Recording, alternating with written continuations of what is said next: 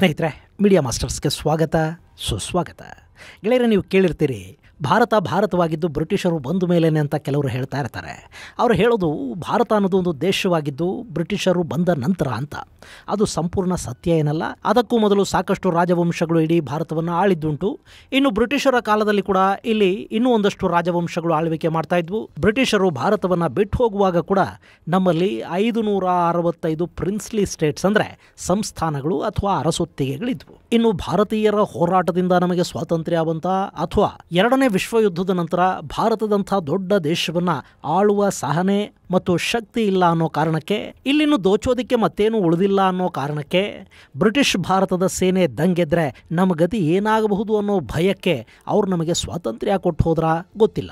ಈ ಎರಡೂ ಥಿಯರಿಗಳು ನಮ್ಮ ನಡುವೆ ಇವೆ. ಸ್ವಾತಂತ್ರ್ಯಕ್ಕಾಗಿ ಹೋರಾಟ ನಡೀತು ಅನ್ನೋದು ನಿಜ. ಎರಡನೇ ವಿಶ್ವಯುದ್ಧ ಬ್ರಿಟಿಷರ ಎಲ್ಲ ಶಕ್ತಿಯನ್ನು ಕಿತ್ಕೊಂಡಿತ್ತು ಅನ್ನೋದು ಕೂಡ ನಿಜಾನೇ. ಹೀಗಾಗಿ ಹೋರಾಟ, ಮುಂದಿನ ಹೋರಾಟಗಳ ಭಯ ಹಾಗೂ ಶಕ್ತಿಹೀನತೆ ಎಲ್ಲ ಸೇರಿಕೊಂಡು ಭಾರತಕ್ಕಂತೂ ಸ್ವಾತಂತ್ರ್ಯ ಬಂತು.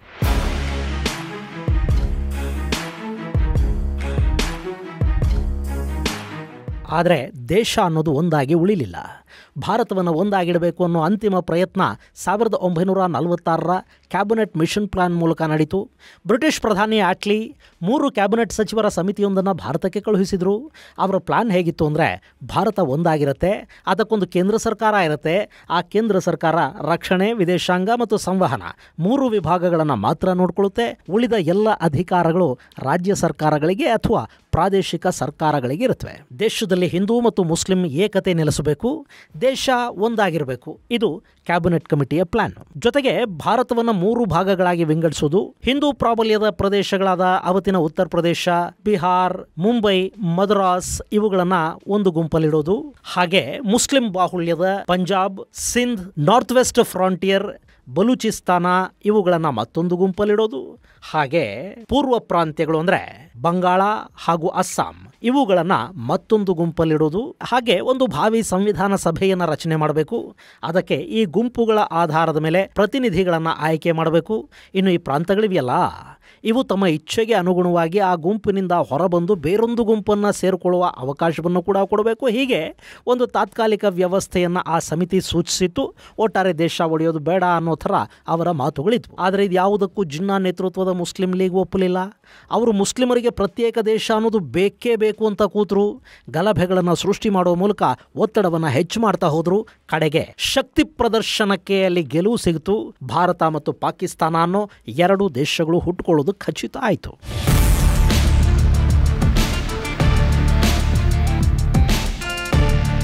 ಇನ್ನು ಇದೇ ಸಂದರ್ಭದಲ್ಲಿ ಲಾರ್ಡ್ ಮೌಂಟ್ ಬಾಟನ್ ಈ ದೇಶವನ್ನು ಸಂಪೂರ್ಣವಾಗಿ ಛಿದ್ರ ಮಾಡಿ, ಅಂದರೆ ಯಾವ್ಯಾವ ಸಂಸ್ಥಾನಗಳು ನಮ್ಮಲ್ಲಿದ್ವು ಆ ಎಲ್ಲ ಸಂಸ್ಥಾನಗಳಿಗೂ ಪ್ರತ್ಯೇಕವಾಗಿ ಸ್ವಾತಂತ್ರ್ಯವನ್ನು ಕೊಟ್ಟು ಬಿಡೋ ಮೂಲಕ ಭಾರತವನ್ನ ಬಾಲ್ಕನೈಸ್ ಮಾಡೋ ಪ್ರಯತ್ನವೊಂದಕ್ಕೆ ಕೈ ಹಾಕಿದ್ರು ಅಂತ ಕೂಡ ಹೇಳಲಾಗತ್ತೆ. ನಿಮ್ಮಲ್ಲಿ ಸಾಕಷ್ಟು ಜನ ನೆಹರು ಹೆಸರು ಕೇಳಿದ್ರು ಕೂಡ ಬೆಂಕಿ ಉಗುಳ್ತೀರಿ. ನೆಹರು ಅವರ ಬಗ್ಗೆ ತುಂಬಾ ಕೆಟ್ಟದಾಗಿ ಮಾತಾಡ್ತೀರಿ. ಆದರೆ ಇದನ್ನು ಸರಿಯಾಗಿ ಕೇಳಿಸ್ಕೊಂಡು ಬಿಡಿ. ಅವತ್ತಿಗಿನ್ನೂ ಸ್ವಾತಂತ್ರ್ಯ ಬಂದಿರಲಿಲ್ಲ. ಅದು ಮೇ 1947 ಶಿಮ್ಲಾದಲ್ಲಿ ವೈಸ್ರಾಯ್ ಲಾರ್ಡ್ ಮೌಂಟ್ ಬಾಟನ್ ಹಾಗೂ ಎಡ್ವಿನಾ ಮೌಂಟ್ ಬಾಟನ್ ಬೇಸಿಗೆಯನ್ನು ಕಳೆಯೋದಕ್ಕೆ ಹೋಗ್ತಾರೆ. ಆ ಸಂದರ್ಭದಲ್ಲಿ ಸ್ವಾತಂತ್ರ್ಯ ಹಾಗೂ ವಿಭಜನೆಯ ಬಗ್ಗೆ ಮಾತುಕತೆಗಳನ್ನು ನಡೆಸೋದಕ್ಕೆ ಮೌಂಟ್ ಬಾಟನ್ ನೆಹರು ಅವರನ್ನು ಅಲ್ಲಿಗೆ ಆಹ್ವಾನಿಸ್ತಾರೆ. ಎಡ್ವಿನಾ ಕೂಡ ನೆಹರು ಅವರಿಗೆ ವಿಶೇಷ ಆಮಂತ್ರಣವನ್ನು ಕೊಡ್ತಾರೆ. ಹೀಗೆ ಅಲ್ಲಿಗೆ ಹೋದ ನೆಹರು ಬ್ರಿಟಿಷರ ಯೋಜನೆಗಳನ್ನು ಕೇಳಿಸ್ಕೊಂಡು ದಂಗಾಗಿ ಹೋದರು. ಅಲ್ಲಿ ಭಾರತದಲ್ಲಿನ ಎಲ್ಲ ಸಂಸ್ಥಾನಗಳನ್ನು ಸ್ವತಂತ್ರಗೊಳಿಸಿ ಬಿಡುವ ಯೋಜನೆಯೊಂದನ್ನು ಬ್ರಿಟಿಷ್ ಸರ್ಕಾರ ಹಾಕ್ಕೊಂಡಿತ್ತು. ಅದು ಗೊತ್ತಾದ ಕೂಡಲೇ ನೆಹರು ಬೆಂಕಿ ಆಗ್ತಾರೆ. ಆನಂತರ ಪಟೇಲರ ಜೊತೆ ಈ ಬಗ್ಗೆ ಚರ್ಚೆ ಮಾಡ್ತಾರೆ ಮತ್ತು ಇದನ್ನ ತೀವ್ರವಾಗಿ ವಿರೋಧಿಸ್ತಾರೆ. ನೆಹರು ಮತ್ತು ಕಾಂಗ್ರೆಸ್ ಪಕ್ಷದ ತೀವ್ರ ವಿರೋಧದ ಕಾರಣದಿಂದ ಈ ಬಾಲ್ಕನೈಸೇಷನ್ ಪ್ರಕ್ರಿಯೆ ಅಲ್ಲಿಗೆ ನಿಂತು ಹೋಗುತ್ತೆ. ಗೆಳೆಯರೆ, ಈ ಶಿಮ್ಲಾ ಭೇಟಿಯ ಬಗ್ಗೆ ನಮಗೊಂದಷ್ಟು ಮಾಹಿತಿ ಬೇರೆ ಬೇರೆ ಲೇಖಕರ ಪುಸ್ತಕಗಳಲ್ಲಿ ಸಿಗುತ್ತೆ. ಹಾಗೆ ಲೇಡಿ ಮೌಂಟ್ ಬಾಟನ್ ಅವರ ಮಗಳು ಪಮಲಾ ಹಿಕ್ಸ್ ಬರೆದ India remembered a personal account of the Mountbattens during the transfer of power ಅಲ್ಲಿ ಹೆಚ್ಚಿನ ಮಾಹಿತಿ ಸಿಗುತ್ತೆ. ಮತ್ತು ಫ್ರೀಡಮ್ ಅಟ್ ಮಿಡ್ ನೈಟ್ ಅಲ್ಲಿ ಕೂಡ ಇದರ ಬಗ್ಗೆ ಒಂದಷ್ಟು ಉಲ್ಲೇಖಗಳಿವೆ. ಹೀಗೆ ಕಾಂಗ್ರೆಸ್ ತೀವ್ರವಾಗಿ ವಿರೋಧಿಸಿ ಸಾಧಿಸಿದ ನಂತರ ಸಂಸ್ಥಾನಗಳನ್ನು ಸ್ವತಂತ್ರಗೊಳಿಸುವ ಯೋಜನೆಯನ್ನು ಬ್ರಿಟಿಷರು ಕೈಬಿಟ್ಟರು. ಆದರೆ ಆ ಸಂಸ್ಥಾನಗಳಿಗೆ ಭಾರತವನ್ನು ಅಥವಾ ಪಾಕಿಸ್ತಾನವನ್ನು ಸೇರುವ ಅಥವಾ ಸೇರದೆ ಸ್ವತಂತ್ರವಾಗಿ ಉಳಿದು ಬಿಡುವ ಅವಕಾಶ ಮತ್ತು ಅಧಿಕಾರಗಳನ್ನು ಕೊಡಲಾಯಿತು. ಗೆಳೆಯರೆ, ಅವತ್ತಿಗೆ ನಮ್ಮಲ್ಲಿ 565 ಪ್ರಿನ್ಸ್ಲಿ ಸ್ಟೇಟ್ಗಳಿದ್ವಲ್ಲ, ಆ ಪೈಕಿ ಒಂದಷ್ಟು ಭಾರತದಲ್ಲಿ ವಿಲೀನಗೊಳ್ಳೋದಕ್ಕೆ ಮುಂದಾದವು, ಇನ್ನು ಕೆಲವು ಪಾಕಿಸ್ತಾನಕ್ಕೆ ಸೇರ್ಪಡೆ ಆದವು. ಆದರೆ ಕಾಶ್ಮೀರದ ರಾಜ ಹರಿಸಿಂಗ್ ನಾವು ಯಾರ ಜೊತೆಗೂ ಸೇರೋದಿಲ್ಲ ಅನ್ನೋ ನಿರ್ಧಾರವನ್ನು ತಗೊಂಡು ಬಿಟ್ರು. ಎಷ್ಟೇ ಆದರೂ ಕಾಶ್ಮೀರವನ್ನು ಅವರು ಬ್ರಿಟಿಷರಿಂದ ಖರೀದಿ ಮಾಡಿದ್ರು ನೋಡಿ. ಹೀಗಾಗಿ ನಾವು ಭಾರತಕ್ಕೂ ಸೇರೋದಿಲ್ಲ, ಪಾಕಿಸ್ತಾನವೂ ನಮಗೂ ಬೇಡ, ನಾವಿಲ್ಲಿ ಸ್ವತಂತ್ರವಾಗಿದ್ದು ಬಿಡ್ತೀವಿ ಅಂತ ಹರಿಸಿಂಗ್ ಘೋಷಿಸಿಕೊಂಡ್ರು. ಈ ಸಂದರ್ಭದಲ್ಲೇ ಪಾಕಿಸ್ತಾನ ಕಾಶ್ಮೀರದ ಮೇಲೆ ಕಣ್ಣು ಹಾಕೋದಕ್ಕೆ ಶುರು ಮಾಡ್ತು. ಅವತ್ತಿಗೆ ಕಾಶ್ಮೀರ ಹಿಂದೂ ರಾಜನ ಆಳ್ವಿಕೆಯಲ್ಲಿತ್ತು. ಅವತ್ತಿನ ಇಡೀ ಕಾಶ್ಮೀರದ ಜೊತೆ ಚೈನಾ ಹಾಗೂ ಆಫ್ಘನಿಸ್ತಾನದ ಒಂದಷ್ಟು ಭಾಗಗಳು ಹಾಗೂ ಇವತ್ತು ಪಾಕ್ ಸೇರಿರುವ ಒಂದಷ್ಟು ಭಾಗಗಳು ಕೂಡ ಕಾಶ್ಮೀರದ ವಶದಲ್ಲೇ ಇದ್ವು. ಡೋಗ್ರಾ ರಾಜ ಹರಿಸಿಂಗ್ ಕಾಶ್ಮೀರವನ್ನು ಆಳ್ತಾ ಇದ್ದ. ಅಲ್ಲಿ ನಾವು ಮುಸ್ಲಿಮರು ಹಿಂದೂ ಅರಸನ ಆಳ್ವಿಕೆಯಲ್ಲಿ ಯಾಕೆ ನಾವಿರಬೇಕು ಅನ್ನೋ ಸಣ್ಣ ಅಸಮಾಧಾನ ಮುಸ್ಲಿಮರಲ್ಲಿತ್ತು. ಒಂದಷ್ಟು ಮುಸ್ಲಿಂ ನಾಯಕರು ರಾಜನ ವಿರುದ್ಧ ಸಣ್ಣಗೆ ದನಿ ಎತ್ತೋದಕ್ಕೆ ಕೂಡ ಶುರು ಮಾಡಿದರು. ಈ ಸಂದರ್ಭದಲ್ಲೇ ಸ್ವಾತಂತ್ರ್ಯ ಬಂತು. ರಾಜನಿಗೂ ಕೂಡ ಭಾರತವನ್ನು ಸೇರೋ ಬಯಕೆ. ಆದರೆ ತನ್ನ ರಾಜ್ಯದ ಮುಸ್ಲಿಂ ಬಹುಸಂಖ್ಯಾತರು ಇದೇ ಕಾರಣವನ್ನಿಟ್ಟುಕೊಂಡು ದಂಗೆದ್ದು ಬಿಟ್ರೆ ಅನ್ನೋ ಭಯ ಕೂಡ. ಹೀಗಾಗಿ ಆತ ನಾನು ಸ್ವತಂತ್ರವಾಗೇ ಇರ್ತೀನಿ ಅಂತ ಹೇಳೋದಕ್ಕೆ ಶುರು ಮಾಡಿದ್ದ. ಭಾರತ ಕೂಡ ಹರಿಸಿಂಗನ ಮೇಲೆ ದೊಡ್ಡ ಮಟ್ಟದ ಒತ್ತಡ ಹೇರೋದಕ್ಕೆ ಹೋಗಲಿಲ್ಲ. ಅಷ್ಟರಲ್ಲೇ ಪಾಕಿಸ್ತಾನ ಕಾಶ್ಮೀರದ ಮೇಲೆ ಕಣ್ಣು ಹಾಕ್ತು. ಪಾಕ್ ಸೇನೆಯಲ್ಲಿದ್ದ ಕೆಲವರಿಗೆ ಬುಡಕಟ್ಟು ಜನಾಂಗದ ವೇಷ ತೊಡಿಸಿ ಕಾಶ್ಮೀರದ ಕಡೆಗೆ ನುಗ್ಗಿಸೋದಕ್ಕೆ ಶುರು ಮಾಡ್ತು. ಇಲ್ಲಿ ಪಾಕಿಸ್ತಾನ ಜಮ್ಮು ಕಾಶ್ಮೀರದಲ್ಲಿ ಹೆಚ್ಚು ಮುಸ್ಲಿಮರಿದ್ದಾರೆ, ಅವರು ನಮಗೆ ಸಹಾಯ ಮಾಡ್ತಾರೆ, ಹೀಗಾಗಿ ರಾಜ ಹರಿಸಿಂಗನ ಸೇನೆಯನ್ನು ಸೋಲಿಸಿಬಿಟ್ರೆ ಕಾಶ್ಮೀರ ನಮ್ಮದಾಗಿಬಿಡುತ್ತೆ. ಇಲ್ಲಿವರೆಗೂ ಹರಿಸಿಂಗ್ ಭಾರತದ ಜೊತೆಯಲ್ಲಿ ಸೇರೋದಕ್ಕೆ ಒಪ್ಪಂದ ಮಾಡಿಕೊಂಡಿಲ್ಲ. ಹೀಗಾಗಿ ಅಲ್ಲಿ ಭಾರತೀಯ ಸೇನೆ ಕೂಡ ಈ ಹರಿಸಿಂಗನ ಸಹಾಯಕ್ಕೆ ಬರೋದಿಲ್ಲ ಅಂತ ಭಾವಿಸ್ತಾ ಇತ್ತು. ಹೀಗಾಗಿ ಜಿನ್ನಾ ಅಲ್ಲೊಂದು ಮಾಸ್ಟರ್ ಪ್ಲಾನ್ ಅನ್ನು ಮಾಡಿದ್ದ. ಅದೇ ಆಪರೇಷನ್ ಗುಲ್ಮಾರ್ಗ್. ಗೆಳೆಯರೆ, ಈ ಕಾಶ್ಮೀರ ಇದೆಯಲ್ಲ, ಇಲ್ಲಿ ಜನಾಂಗೀಯ ಬದಲಾವಣೆ, ಡೆಮೋಗ್ರಫಿಕ್ ಚೇಂಜ್ ಅನ್ನೋದು ಹೇಗಾಯಿತು? ಸರಸ್ವತಿಯ ನೆಲೆಯಾಗಿದ್ದ ಕಾಶ್ಮೀರದಲ್ಲಿ ಇಸ್ಲಾಮಿನ ಪ್ರಾಬಲ್ಯ ಹೆಚ್ಚಾಗಿದ್ದು ಹೇಗೆ ಅನ್ನೋದು ನಮಗೆ ಗೊತ್ತಾಗಬೇಕು ಅಂದ್ರೆ ನಾವು 100 ವರ್ಷಗಳ ಇತಿಹಾಸವನ್ನ ನೋಡಬೇಕಾಗತ್ತೆ. ಶಕಪೂರ್ವದಲ್ಲಿ ಕಾಶ್ಮೀರ ಮೌರ್ಯ ಸಾಮ್ರಾಜ್ಯದ ಹಿಡಿತದಲ್ಲಿತ್ತು ಅನ್ನೋದಕ್ಕೆ ನಮಗೆ ಸಾಕಷ್ಟು ಪುರಾವೆಗಳು ಸಿಗುತ್ತವೆ. ಹಾಗೇನೆ ಅದಕ್ಕೂ ಮೊದಲು ಈ ದೇಶವನ್ನ ಗಾಂಧಾರ ಅಂದ್ರೆ ಇವತ್ತು ಕಂದಹಾರ್ ಅಂತ ಕರೆಯಲ್ಪಡುವ ಆಫ್ಘನಿಸ್ತಾನವನ್ನು ಕೂಡ ಹಿಂದೂ ಅರಸರೇ ಆಳ್ತಾ ಇದ್ರು. ಆ ನಂತರದಲ್ಲಿ ಶಕಪೂರ್ವ 326ರ ಹೊತ್ತಿಗೆ ಅಲ್ಲಿಗೆ ಅಲೆಕ್ಸಾಂಡರ್ ಬಂದ. ಅವನು ಮತ್ತು ರಾಜ ಪುರೂರವನ ನಡುವೆ ನಡೆದ ಹೈಡಸ್ಪಸ್ ಕದನದ ಬಗ್ಗೆ ಇವತ್ತಿಗೂ ರೋಚಕ ಕಥೆಗಳನ್ನು ಹೇಳ್ತಾರೆ. ಮೌರ್ಯರ ನಂತರ ಇದು ಕುಶಾನ ಸಾಮ್ರಾಜ್ಯದ ಅಂಕೆಗೊಳಪಡ್ತು. ಆ ಸಂದರ್ಭದಲ್ಲಿ ಬೌದ್ಧರ ಪ್ರಭಾವ ಹೆಚ್ಚಾಯಿತು. ಆ ನಂತರದಲ್ಲಿ ಇಲ್ಲಿ ಕಾರ್ಕೋಟ ಸಾಮ್ರಾಜ್ಯ ತಲೆ ಎತ್ತಿತು. ಆಗ ಇದು ಶೈವರ ಪ್ರಭಾವಕ್ಕೆ ಒಳಗಾಯಿತು. ಅದಾದ ಮೇಲೆ ಉತ್ಪಲ, ಲೋಹರ ವಂಶಗಳು ಇದನ್ನು ಆಳಿದವು.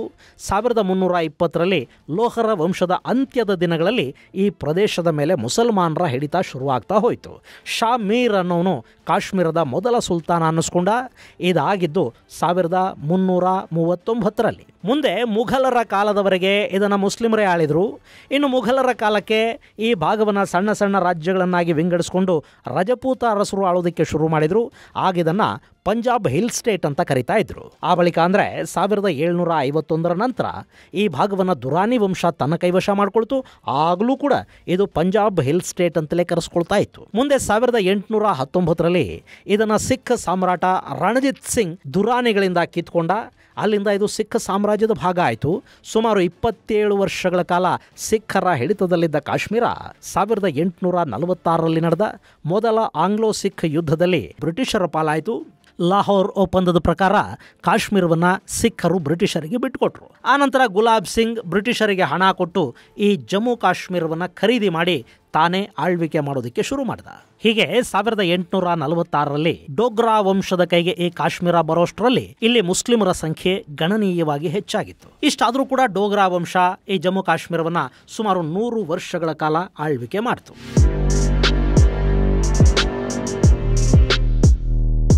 ಗೆಳೆಯರೆ, ಈ ಕಾಶ್ಮೀರ್ ವ್ಯಾಲಿ ಹಾಗೂ ಮುಜಫರಾಬಾದ್ ಜಿಲ್ಲೆಗಳಲ್ಲಿ 90% ಮುಸ್ಲಿಮರಿದ್ದರು. ಇನ್ನು ಜಮ್ಮು ಭಾಗದಲ್ಲಿ ಹಿಂದೂಗಳು ಹಾಗೂ ಮುಸ್ಲಿಮರು ಸಮನಾಗಿದ್ದರು. ಜಮ್ಮುವಿನ ಪೂಂಚ್ ಮತ್ತು ಮೀರ್ಪುರಲ್ಲಿ ಮುಸ್ಲಿಮರು ಹೆಚ್ಚಾಗಿದ್ದರು. ಜಮ್ಮು, ಉಧಂಪುರ್ ಮತ್ತು ರಿಯಾಸಿಯಲ್ಲಿ ಹಿಂದೂಗಳು ಹೆಚ್ಚಾಗಿದ್ದರು. ಲದಾಖಲ್ಲಿ ಬೌದ್ಧರು ಹೆಚ್ಚಿನ ಸಂಖ್ಯೆಯಲ್ಲಿದ್ದರು. ಹಾಗೆಯೇ ಇನ್ನುಳಿದ ಗಿಲ್ಗಿಟ್ ಬಾಲ್ಟಿಸ್ತಾನ ಇದೆಯಲ್ಲ, ಇದನ್ನು ಬ್ರಿಟಿಷರ ಮತ್ತು ತಮ್ಮ ಕೈಯಲ್ಲೇ ಇಟ್ಕೊಂಡಿದ್ರು. ಯಾಕೆಂದರೆ ಅದು ರಷ್ಯಾ ಸಾಮ್ರಾಜ್ಯದ ಜೊತೆ ಗಡಿಯನ್ನು ಹಂಚಿಕೊಳ್ತಾ ಇತ್ತು. ಹೀಗಾಗಿ ಅವತ್ತಿನ ಬ್ರಿಟಿಷ್ ಹಾಗೂ ರಷ್ಯಾ ನಡುವಿನ ಗ್ರೇಟ್ ಗೇಮ್ನ ಭಾಗವಾಗಿ ಇದನ್ನು ಬಫರ್ ಝೋನ್ ಥರ ಬ್ರಿಟಿಷರು ನೋಡ್ತಾ ಇದ್ರು. ಈ ಗಿಲ್ಗಿಟ್ ಬಾಲ್ಟಿಸ್ತಾನದಲ್ಲಿ ಕೂಡ ಮುಸ್ಲಿಮರ ಸಂಖ್ಯೆ ಹೆಚ್ಚಿತ್ತು. ಇನ್ನೇನು ಭಾರತಕ್ಕೆ ಸ್ವಾತಂತ್ರ್ಯ ಕೊಡೋದು ಗ್ಯಾರಂಟಿ ಅಂತಾದ ಮೇಲೆ ಗಿಲ್ಗಿಟ್ ಬಾಲ್ಟಿಸ್ತಾನವನ್ನು ಬ್ರಿಟಿಷರು ಕಾಶ್ಮೀರದ ರಾಜನಿಗೆ ಬಿಟ್ಟುಕೊಟ್ರು. ಅಲ್ಲಿಗೊಬ್ಬ ಗವರ್ನರ್ನ ಅಪಾಯಿಂಟ್ ಮಾಡಿ ಹರಿಸಿಂಗ್ ಅಲ್ಲಿನ ರಕ್ಷಣೆಯ ಜವಾಬ್ದಾರಿಯನ್ನು ಬ್ರಿಟಿಷ್ ಸೇನಾಧಿಕಾರಿಯೊಬ್ಬನ ಕೈಗಿಟ್ಟ. ಹೀಗೆ ಇಡೀ ಕಾಶ್ಮೀರದ ಚಿತ್ರಣವೇ ಒಂಥರ ವಿಚಿತ್ರವಾಗಿತ್ತು. ಇಂಥ ಸಂದರ್ಭದಲ್ಲಿ ನಾವಲ್ಲಿ 3 ವ್ಯಕ್ತಿಗಳು ಅವರ ಸಂಬಂಧಗಳ ಬಗ್ಗೆ ಹೇಳದೇ ಇದ್ದರೆ ಈ ಕಥನ ಪೂರ್ಣಗೊಳ್ಳುವುದಿಲ್ಲ. ಅದರಲ್ಲಿ ಒಬ್ಬರು ಪಂಡಿತ್ ಜವಾಹರ್ಲಾಲ್ ನೆಹರು, ಮೂಲತಃ ಕಾಶ್ಮೀರಿ ಪಂಡಿತರು. ಎರಡನೆಯದ್ದು ಅವರ ಗೆಳೆಯ ಶೇಖ್ ಅಬ್ದುಲ್ಲಾ. ಮೂರನೆಯವರು ರಾಜ ಹರಿಸಿಂಗರ ಅವತ್ತಿನ ಮಂತ್ರಿ ರಾಮಚಂದ್ರ ಕಾಕ್ ಅನ್ನೋ ಮತ್ತೊಬ್ಬ ಕಾಶ್ಮೀರಿ ಪಂಡಿತ. ಗೆಳೆಯರೆ, ಭಾರತದ ಇತಿಹಾಸವನ್ನು ನೆಹರುವಿಯನ್ ದೃಷ್ಟಿಕೋನದಿಂದ ಬರೆದವರು ರಾಮಚಂದ್ರ ಕಾಕ್ ಅವರನ್ನು ದ್ರೋಹಿಯ ಥರ ಚಿತ್ರಿಸೋ ಪ್ರಯತ್ನವನ್ನು ಮಾಡ್ತಾರೆ. ಆದರೆ ಕಾಕ್ ಕಾಶ್ಮೀರಕ್ಕೆ ನಿಷ್ಠರಾಗಿದ್ದವರು. ಹರಿಸಿಂಗ್ ಬಗ್ಗೆ ನಿಷ್ಠೆಯನ್ನು ಹೊಂದಿದ್ರು.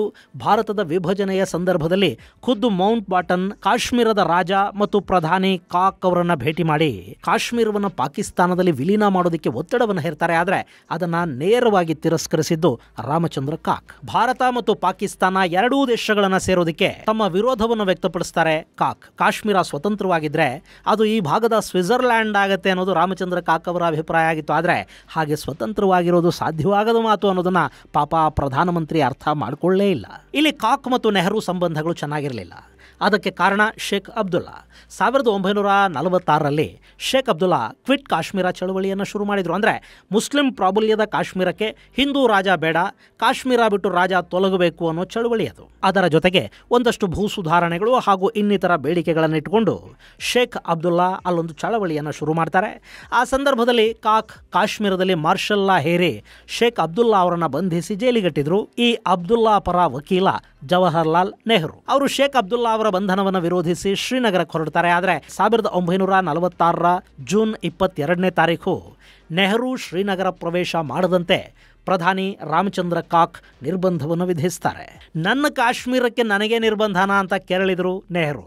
ಅಲ್ಲಿ ನೆಹರು ಹಾಗೂ ಶೇಖ್ ಅಬ್ದುಲ್ಲಾ ನಡುವೆ ಇದ್ದ ಸಂಬಂಧಗಳ ಕಾರಣಕ್ಕೆ ಮತ್ತು ಶೇಖ್ ಅಬ್ದುಲ್ಲಾ ಕಾಶ್ಮೀರದ ಆಡಳಿತವನ್ನು ಅಭದ್ರಗೊಳಿಸೋ ಪ್ರಯತ್ನವನ್ನು ಮಾಡ್ತಿದ್ದಾರೆ ಅನ್ನೋ ಕಾರಣಕ್ಕೆ ರಾಮಚಂದ್ರ ಕಾಕ್ ಶೇಖ್ ಅಬ್ದುಲ್ಲಾ ವಿರುದ್ಧ ಕಾನೂನು ಕ್ರಮಗಳನ್ನು ಕೈಗೊಂಡಿದ್ದು ನೆಹರು ಅವರನ್ನು ಕೆರಳಿಸ್ತು. ಅಲ್ಲಿಂದ ಕಾಕ್ ಮತ್ತು ನೆಹರು ಹಾಗೂ ಹರಿಸಿಂಗ್ ಸಂಬಂಧಗಳು ಕೆಟ್ಟವು. ಮುಂದೆ ಕಾಶ್ಮೀರವನ್ನು ಪಾಕಿಸ್ತಾನಕ್ಕೆ ಸೇರಿಸುವ ಜಿನ್ನಾ ಒತ್ತಡಗಳನ್ನು ಮತ್ತು ಆಮಿಷಗಳನ್ನು ಕೂಡ ಕಾಕ್ ಖಡಾಖಂಡಿತವಾಗಿ ತಿರಸ್ಕರಿಸಿದರು. ಅವರು ಸಾಧ್ಯವಾದಷ್ಟು ಕಾಶ್ಮೀರವನ್ನು ಸ್ವತಂತ್ರವಾಗಿ ಉಳಿಸ್ಕೋಬೇಕು ಅಂದ್ಕೊಂಡಿದ್ರು. ಕಾಶ್ಮೀರ ಪಾಕಿಸ್ತಾನವನ್ನು ಸೇರೋದು ಕೂಡ ಅವ್ರಿಗೆ ಇಷ್ಟ ಇರಲಿಲ್ಲ. ಹಾಗಂತ ಭಾರತಕ್ಕೆ ಸೇರಿಸಿದರೆ ಶೇಖ್ ಅಬ್ದುಲ್ಲಾ ಕೈಗೆ ಹೆಚ್ಚಿನ ಆಡಳಿತ ಹೋಗುತ್ತೆ, ರಾಜನ ವಿರುದ್ಧ ಹೋರಾಟ ಮಾಡ್ತಾ ಇರೋ ಈ ವ್ಯಕ್ತಿ ಪ್ರಬಲನಾಗ್ತಾನೆ ಅನ್ನೋ ಭಯ ಇತ್ತು. ಅದು ಕೂಡ ನೆಹರು ಕಾರಣದಿಂದ. ಹೀಗಾಗಿ ಕಾಕ್ ಮತ್ತು ಶೇಖ್ ಜಗಳದಲ್ಲಿ ಕಾಶ್ಮೀರ ಗೊಂದಲದ ಗೂಡಾಯಿತು. ಈ ಮಧ್ಯೆ ವಿಲೀನ ಒಪ್ಪಂದಕ್ಕೆ ಕಾಕ್ ಅಡ್ಡಿ ಆಗ್ತಾ ಇರೋದ್ರಿಂದ ಆತನನ್ನು ಪದಚ್ಯುತಗೊಳಿಸೋದಕ್ಕೆ ಮೌಂಟ್ ಬಾಟನ್ ಹರಿಸಿಂಗ್ ಮೇಲೆ ಒತ್ತಡ ಹೇರೋದಕ್ಕೆ ಶುರು ಮಾಡಿದರು.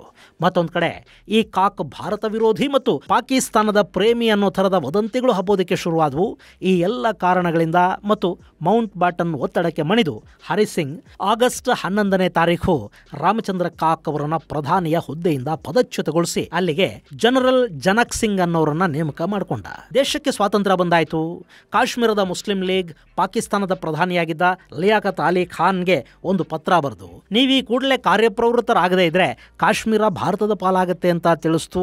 ಅಲ್ಲಿಗೆ ಲಿಯಾಕತ್ ಅಲಿ ಖಾನ್ ತಲೆಯಲ್ಲಿ ಕೂಡ ಒಂದು ಲೈಟ್ ಹತ್ಕೊಳ್ತು.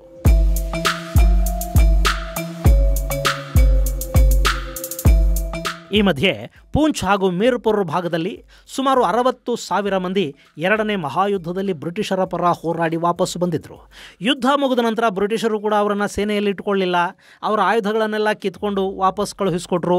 ಅವರಿಗೆ ರಾಜ ಹರಿಸಿಂಗ್ ತನ್ನ ಸೇನೆಯಲ್ಲಿ ಕೆಲಸ ಕೊಟ್ಟ, ಅವರ ಕೈಗೆ ಆಯುಧಗಳನ್ನು ಕೊಟ್ಟ. ಆದರೆ ಅಲ್ಲಿ ಕೂಡ ಮಹಾರಾಜನಿಗೆ ದ್ರೋಹನೇ ಆಯಿತು. ಪೂಂಚಲ್ಲಿ ತೆರಿಗೆ ವಿಷಯಕ್ಕಲ್ಲಿನ ಮುಸ್ಲಿಮರು ದಂಗೆದ್ರು, ಅದರಲ್ಲಿ ಸೈನಿಕರು ಕೆಲವರಿದ್ರು ಅನ್ನೋ ಸುದ್ದಿ ಬಂತು. ಹೀಗಾಗಿ ಮತ್ತೆ ಪೂಂಚ್ ಹಾಗೂ ಮೀರ್ಪುರಲ್ಲಿನ ಜನರನ್ನು ನಿರಾಯುಧರನ್ನಾಗಿ ಮಾಡೋದಕ್ಕೆ ರಾಜ ಆದೇಶವನ್ನು ಕೊಟ್ಟ. ಇದು ಅಲ್ಲಿನ ಸೈನಿಕರಲ್ಲಿ ಬೇಸರವನ್ನು ಮೂಡಿಸ್ತು. ಸರ್ದಾರ್ ಮೊಹಮ್ಮದ್ ಇಬ್ರಾಹಿಂ ಖಾನ್ ಅನ್ನೋನು ಹರಿಸಿಂಗ್ ವಿರುದ್ಧ ಜನರನ್ನು ಎತ್ತಿಕಟ್ಟೋದಕ್ಕೆ ಶುರು ಮಾಡ್ದ. ಲಾ ಇಲಾಹ ಇಲ್ಲಲ್ಲಾಹ್ ಶುರು ಆಯಿತು. ನಾವು ಮುಸ್ಲಿಮರು ಇಸ್ಲಾಮಿಕ್ ಆಡಳಿತದಲ್ಲಿ ನಾವಿರಬೇಕೇ ಹೊರತು ಹಿಂದೂ ರಾಜನ ಆಳ್ವಿಕೆಯಲ್ಲ ಅನ್ನೋ ಮಾತುಗಳು, ಭಾಷಣಗಳು ತೀವ್ರವಾಗ್ತಾ ಹೋದವು. ಅಲ್ಲಿ ಪಾಕಿಸ್ತಾನದ ನಾಯಕರ ಮುಖದಲ್ಲಿ ಮುಗುಳ್ನಗೆ ಶುರುವಾಯಿತು. ಸಣ್ಣಗೆ ಪಾಕಿಸ್ತಾನ ಈ ನಿರಾಯುಧ ಮುಸ್ಲಿಂ ಸೈನಿಕರಿಗೆ ಆಯುಧಗಳನ್ನು ಕಳ್ಳ ಮಾರ್ಗಗಳ ಮೂಲಕ ಕಳುಹಿಸಿಕೊಡೋದಕ್ಕೆ ಶುರು ಮಾಡ್ತು. ಇಷ್ಟಾದ ಕೂಡಲೇ ಪೂಂಚಲ್ಲಿ ದಂಗೆಗಳು ಆರಂಭ ಆದವು. ಇದೆಲ್ಲದರ ನಡುವೆ ಅಲ್ಲಿ ಒಬ್ಬ ಮಾತ್ರ ಜನರನ್ನು ಭಾರತಕ್ಕೆ ಸೇರೋದಕ್ಕೆ ಮನವೊಲಿಸ್ತಾ ಇದ್ದ. ಆತನ ಹೆಸರು ಶೇಖ್ ಅಬ್ದುಲ್ಲಾ. ಪಂಡಿತ್ ನೆಹರು ಅವರ ಗೆಳೆಯ ಶೇಖ್ ಅಬ್ದುಲ್ಲಾ ಭಾರತಕ್ಕೆ ಸೇರೋಣ ಅಂತ ಅಲ್ಲಿನ ಜನಕ್ಕೆ ಹೇಳ್ತಾ ಇದ್ದರೆ, ಅಷ್ಟೊತ್ತಿಗೆ ಕಾಶ್ಮೀರದ ಒಂದಷ್ಟು ಮುಸ್ಲಿಮರು ಪಾಕಿಸ್ತಾನವನ್ನು ಸೇರುವ ನಿರ್ಣಯವನ್ನು ಕೈಗೊಂಡಾಗಿತ್ತು. ಹರಿಸಿಂಗ್ ಗೊಂದಲದಲ್ಲಿದ್ದ. ಅಕ್ಟೋಬರ್ 1947ರಲ್ಲಿ ಜಸ್ಟಿಸ್ ಮೆಹರ್ಚಂದ್ ಮಹಾಜನ್ ಅವರನ್ನು ಕಾಶ್ಮೀರದ ಪ್ರಧಾನಿಯನ್ನಾಗಿ ಮಾಡಲಾಯಿತು. ಮತ್ತೊಂದು ಕಡೆ ಪಾಕಿಸ್ತಾನ ಕಾಶ್ಮೀರಕ್ಕಾಗಿ ಆಪರೇಷನ್ ಗುಲ್ಮಾರ್ಗ್ ಅನ್ನು ಸಿದ್ಧಪಡಿಸಿಕೊಂಡಿತ್ತು. ಗೆಳೆಯರೆ, ಈ ಸಂದರ್ಭದಲ್ಲಿ ಕಾಶ್ಮೀರದಲ್ಲಿ ಏನೆಲ್ಲ ಆಯಿತು, ಆಪರೇಷನ್ ಗುಲ್ಮಾರ್ಗ್ ಅನ್ನೋದು ಹೇಗಿತ್ತು, ಯಾರ್ಯಾರು ಹರಿಸಿಂಗ್ಗೆ ಹೇಗೆಲ್ಲ ಕೈ ಕೊಟ್ಟರು, ಹರಿಸಿಂಗನ ಬ್ರಿಟಿಷ್ ಸೇನಾಧಿಕಾರಿ ಗಿಲ್ಗಿಟ್ ಬಾಲ್ಟಿಸ್ತಾನವನ್ನು ಹೇಗೆ ಪಾಕಿಸ್ತಾನಕ್ಕೆ ಕೊಟ್ಟು ಓಡಿ ಬಂದ್ಬಿಟ್ಟ ಅನ್ನೋ ಎಲ್ಲ ರೋಚಕ ಕಥನವನ್ನು ಮುಂದಿನ ಸಂಚಿಕೆಯಲ್ಲಿ ಹೇಳ್ತೀನಿ. ಅಲ್ಲಿವರೆಗೆ ಜೈ ಹಿಂದ್, ಜೈ ಕರ್ನಾಟಕ.